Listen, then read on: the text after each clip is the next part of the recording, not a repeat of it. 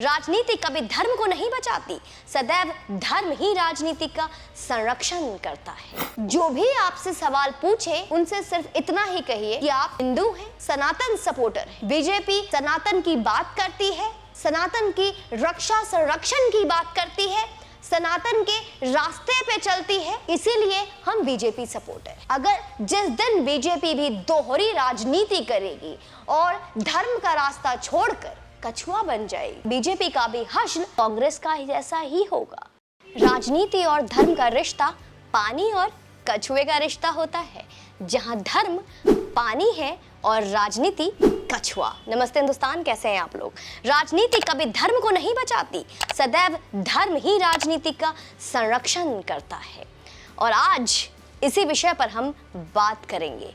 याद रखें इस पॉइंट को और वीडियो को आखिरी तक देखें। राजनीति के गलियारों से लेकर बुद्धिजीवियों के बैठक खानों तक राजनीति और धर्म के चर्चे आम हैं। 2024 का चुनाव अब सिर पर है। गिनकर 6 और 8 महीने बचे होंगे चुनाव को मुश्किल से। तो एक बार फिर से यह चर्चा हर गलियारे में और हर जगह आरंभ हो गया है। एक स्वघोषित बुद्धिजीवी वर्ग है जो धर्म के नाम से ही ऐसे उछलने लगता है मानो कोई उनके ज्ञान के गुब्बारे को पिन दिखा रहा हो। तो एक वर्ग ऐसा है जो किसी धर्म या पंथ को बचाने के लिए पक्षधर पार्टी का समर्थन कर रहा है। वीडियो फिर से जागरूकता से भरपूर है, इंफॉर्मेटिव है। आप पूरी तरीके से देखिए और लाइक का बटन अभी दबाइए। हम दोनों पक्ष में से किसी पे भी सहमति नहीं रखते। जैसा कि हमने शुरू में ही कहा है कि धर्म पानी है और राजनीति कछुआ। तो अगर कछुए को स्वस्थ रहना है, लंबे वक्त तक रहना है, तो उसे धर्म का संरक्षण नहीं करना है, बल्कि धर्म के राह में आने वाली छोटी मोटी गंदगियों को भी दूर करते रहना होगा। समझे? नहीं समझे? आइए विस्तार से बताती हूँ। भारत में राजनीति के 2 प्रमुख राजनीतिक दलों के धर्म को लेकर 2 भिन्न विचारधारा है दोस्तों। एक हिंदू विचारधारा और एक अहिंदू विचारधारा कह सकते हैं हम जिसे।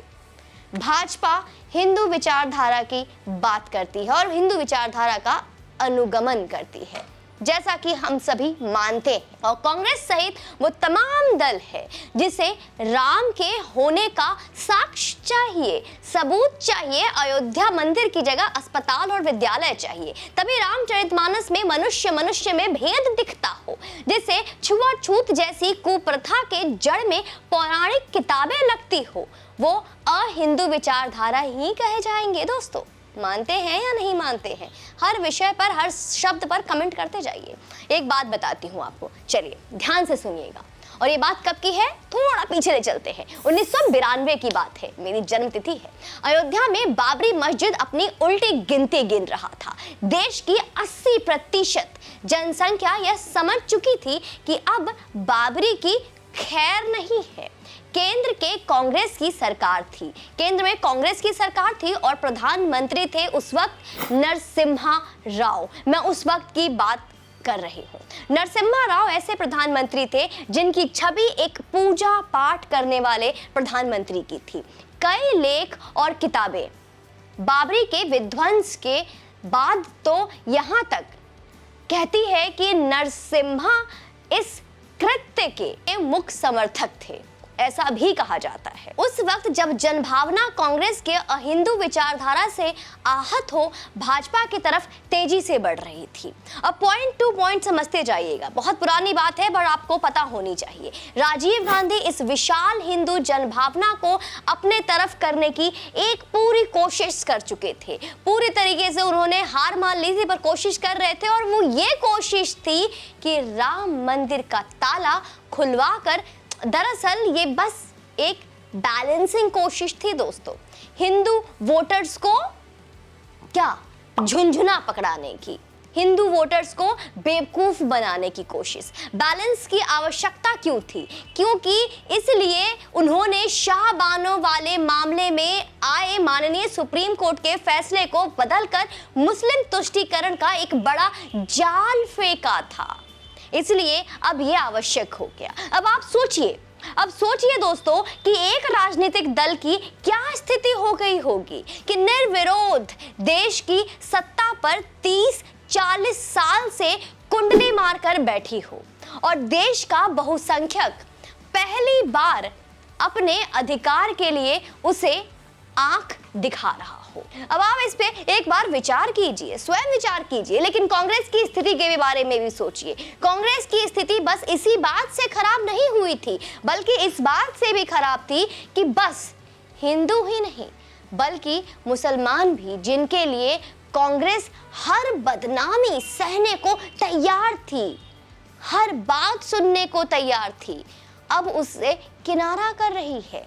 हिंदू इस बात से कांग्रेस से मुंह मोड़ रहे हैं कि वो उनका नहीं, और कांग्रेस इस बात से कि तुमसे एक मस्जिद नहीं बचाया जा रहा है।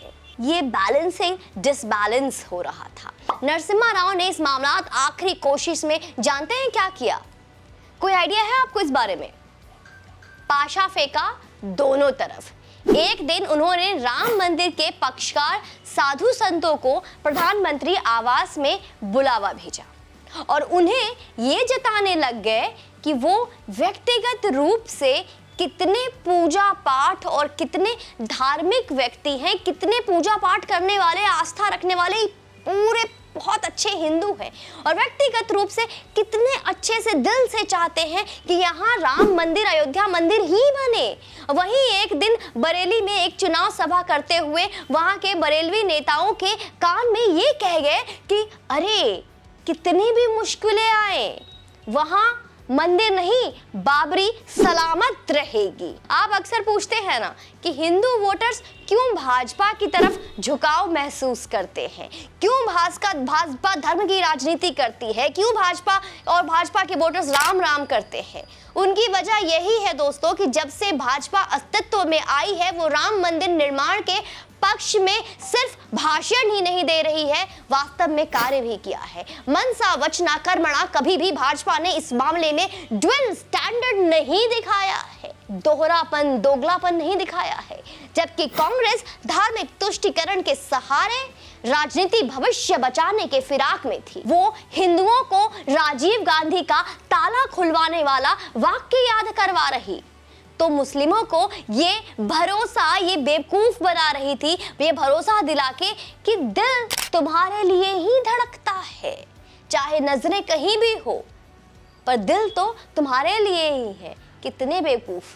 जब बाबरी ध्वस्त हो गया उसके बाद भी नरसिम्हा राव ने सांसद भवन में ऑन रिकॉर्ड से यह अफसोसजनक घटना बताकर वही मस्जिद के पुनर्निर्माण का वादा कर दिया। कितना बेवकूफ बनाओगे एक मजहब को। आप समझिए कि जो खुद मुसलमानों को असंभव लग रहा था उसका भी वादा कर रही थी कांग्रेस, उसके लिए भी उसे उल्लू बना रही थी कांग्रेस। तो ये है अहिंदू विचारधारा। ये मुस्लिम लोगों को समझना होगा कि कौन बेवकूफ बना रहा है। जब भी कभी आपसे ये सवाल हो कि हिंदू और भाजपा का क्या रिश्ता, तो यही कहिएगा कि हिंदू भाजपा को संरक्षण देता है, भाजपा हिंदू को नहीं, हिंदू भाजपा को।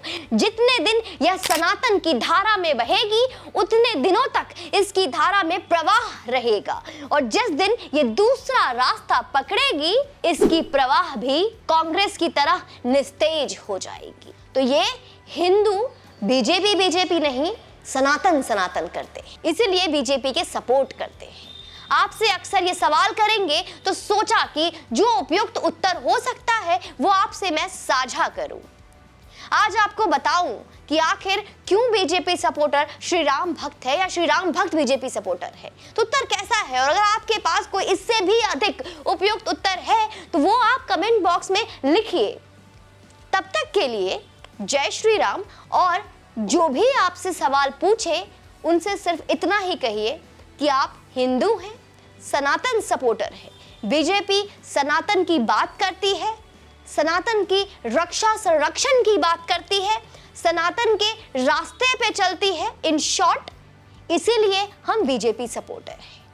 अगर जिस दिन बीजेपी भी दोहरी राजनीति करेगी और धर्म का रास्ता छोड़कर कछुआ बन जाएगी तो उस दिन बीजेपी का भी हश्र कांग्रेस का जैसा ही होगा। तो अंधभक्त और भक्ति में क्या अंतर है, कोई सवाल पूछे तो ये सटीक जवाब दीजिएगा, ना कि हाँ मैं हूं अंधभक्त कहकर कोशिश कीजिए कि उससे बहस ना करे, उसे तथ्य दे, साक्ष्य दे और ये उदाहरण के साथ दे। जय हिंद, वंदे मातरम।